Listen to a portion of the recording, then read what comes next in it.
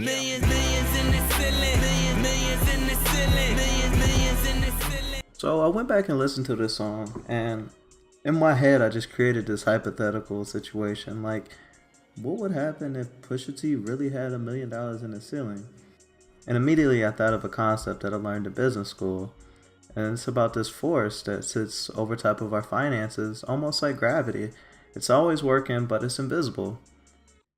This force is called inflation. And inflation is essentially the rate at which prices of goods and services rise, which in turn allows you to buy less with the same amount of money.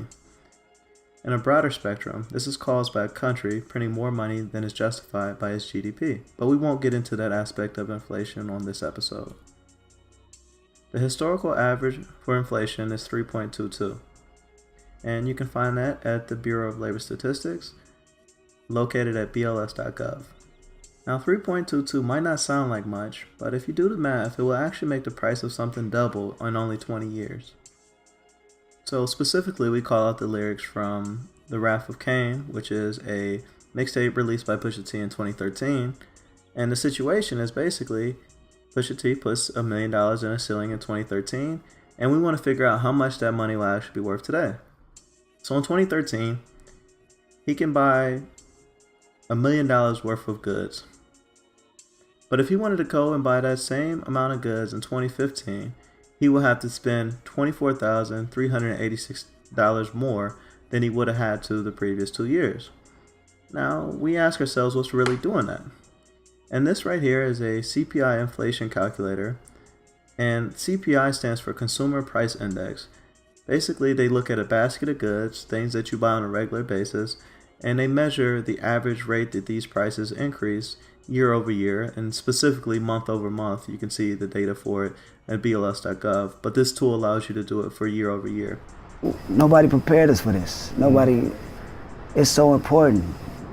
They teach us everything else in these curricular activities. And as you can see, it begins to add up.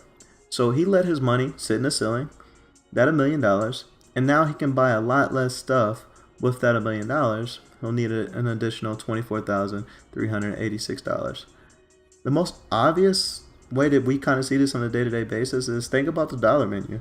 It used to be a dollar menu, but now it's like the $1.50 menu. Where you used to be able to buy 2 hash browns for $1, you can only get 1 now. So McDonald's is showing us that inflation is a real thing, and it's acting on the things that we buy on a regular basis. Now, what does that $24,386 really mean to someone?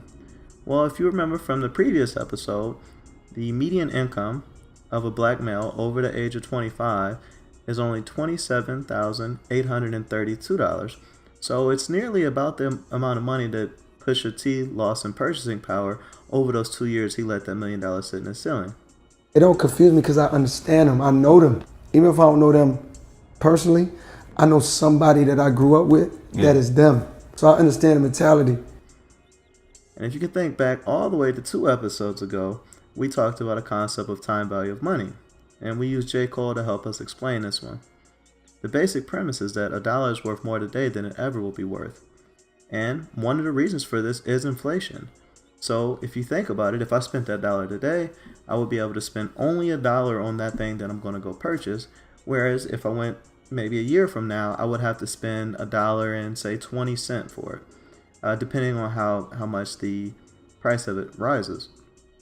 You know, I don't come from that world where I just can't wait to get money and stunt and show you that I got money and make a video on Instagram holding and talking to the money. That's not. That's like gonna put the stack on your ear. Nah, I see that's like the cool thing right now, but that's not cool. That's never been cool to me. Like if it's cool to you, do it. But you know, I just noticed that some of these people that got everything that we think we want, deep down they're not happy. So the next question is, how do I combat inflation?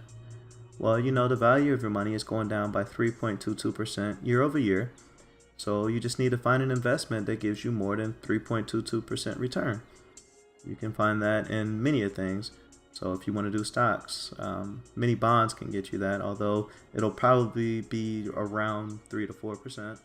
Mutual funds, ETFs, all those different investment vehicles can help you fight against inflation.